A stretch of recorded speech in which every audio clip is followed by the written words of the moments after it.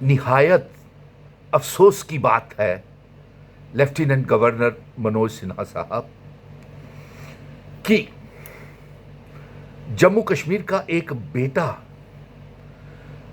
गुज्जर बकरवाल कौम का बेटा, ट्राइबल कौम का बेटा परवेज अहमद को दिन दहाड़े आपकी पुलिस दिन दहाड़े गोली मार के कोल्ड ब्लडिड मर्डर कर देती है। वो पुलिस जो आपका दावा है कि जम्मू कश्मीर की पुलिस आपके स्पुर्द है, आप उसको चलाते हैं, उसी पुलिस ने एक नौजवान बेटे की जान ले ली और उसे अभी तक इंसाफ नहीं मिला है। आज पूरा जम्मू कश्मीर में मातम छाया हुआ है, सभी की आंखें नम हैं, खून के आंसू रो रहा है वो परिवार, उसको अभी तक इंसाफ नहीं मिला है, सिर्फ बातें हो रही हैं। यहां तक हमारी मांग है, हम तो पहले दिन से ये मांग कर रहे थे कि जब तक इसकी सीबीआई की इंक्वायरी या जुडिशियल इंक्वायरी नहीं होती है तब तक इस परिवार को इंसाफ नहीं मिल सकता है। और पुलिस ने भी ये माना है कि ये शहादत हुई है, लेकिन उसके बावजूद भी यहां तक हमारी जानकारी है, पुलिस भी, सरकार भी, मैं कहूंगा कि इसमें बात को दबाने की कोशिश कर रही है। पहले तो इसे सीबीआई की इंक्वायरी नहीं, इन्वेस्टिगेशन कर रही, दूसरा जुडिशियल इंक्वायरी नहीं करने दे रही। हालांकि पुलिस का भी कहना है कि अगर परिवार चाहे या सरकार चाहे तो वो सीबीआई की इंक्वायरी के लिए परवेज अहमद के लिए बात कर सकते हैं। और यहां तक यह भी जानकारी आ रही है कि अभी तक बात को दबाने की ही कोशिश की जा रही है। सबसे पहले यह बताया जाए कि इस गोली को चलाने का ऑर्डर्स किसने दिए थे।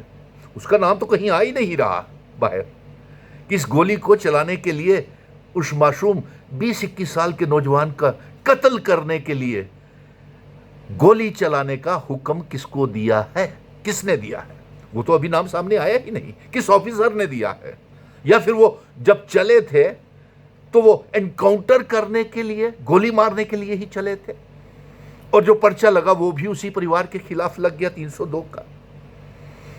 और ये सारे वकील साहिबान, इंटेलेक्चुअल जो सोशल मीडिया में आ रहा है उसकी जानकारी के मुताबिक और हकीकत की जानकारी के मुताबिक जो 35 लाख रुपए का मुआवजा देने का ऐलान भी किया है, या नौकरी देने का ऐलान भी किया है, या सिट का गठन भी किया है। सिट से काम नहीं चलेगा, सीबीआई की इंक्वायरी हो, जुडिशियल मैजिस्ट्रेट इंक्वायरी करे, और अभी तक जो मुआवजे की रकम है उनको नहीं पहुंची है, और जो नौकरी देने का बात कही गई है वो पक्की नौकरी नहीं है, यहां तक हमारी जानकारी है। मैं ट्राइबल कौम को भी बता देना चाहता हूं, अच्छा, कि वो ये पक्की नौकरी नहीं है।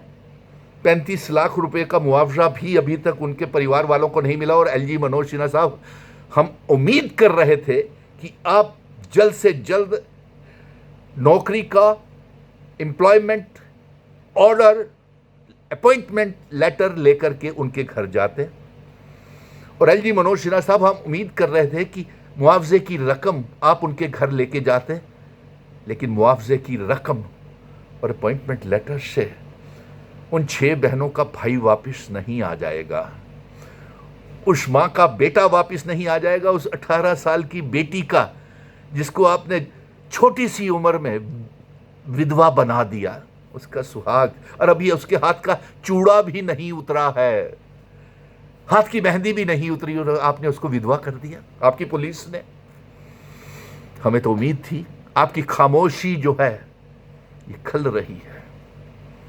आप खामोश क्यों हैं? आपका कोई ट्वीट नहीं, कोई बयान नहीं, कोई अपॉइंटमेंट लेटर लेकर के नहीं गए, और यहाँ तक हमारी जानकारी है, मैं तमाम जम्मू कश्मीर के ट्राइबल कौम को और जो भी वहाँ पे मातम में जा रहे हैं या जिनकी आंखें नम हैं, जिनके दिल खून के आंसू रो रहा है, यहाँ तक हमारी जानकारी है ये पक्की नौकरी उसको उस बेटी को, उसकी घरवाली को नहीं मिल रही है। और हम चाहते हैं कि ये पक्की नौकरी दी जाए और साथ में जल्द से जल्द मुआवजे की रकम दी जाए। मुआवजा तो वो तो दूसरी बात है, लेकिन उस माँ का क्या होगा जिसका आपने लाल छीन लिया, जिसकी गोदी आपने सोनी कर दी। और उस बाप का क्या होगा जो ताउम्र ये भूल नहीं पाएगा कि अपने 20-21 साल के बेटे का जनाजा उसने अपने कंधे पे उठाया था। सबसे बड़ी बात यह है कि उनका तो नाम, अच्छा उससे भी बड़ी बात यह है कि फ्लाई मंडाल के मेंबर पार्लियामेंट और उस इलाके के एमएलए तक कभी तक वहां उनके घर गमजदा परिवार के पास नहीं पहुंचे। जम्मू के 2 मेंबर पार्लियामेंट हैं, एक पीएमओ मंत्री जितेंद्र सिंह जी हैं, एक जुगल किशोर जी हैं। क्या आप उनके घर गए? क्या उस इलाके का जो भी एमएलए है फ्लाई मंडाल के, क्या उनके घर गए, उनको दिलासा दिया? नहीं गए। वो भी एलजी साहब के रास्ते के ऊपर चल रहे हैं। इसलिए एलजी साहब, इससे पहले कि कोई देरी हो जाए और ये आग, ये जो कत्ल दिन दहाड़े आपने किया है, ये मजहबी रंग दे करके 2 समुदायों के बीच में नफरत का जहर घोल सकता था। ये हम लोगों ने भाईचारे की अपील करके ये दोनों को, मजहबों को इकट्ठे रखा है।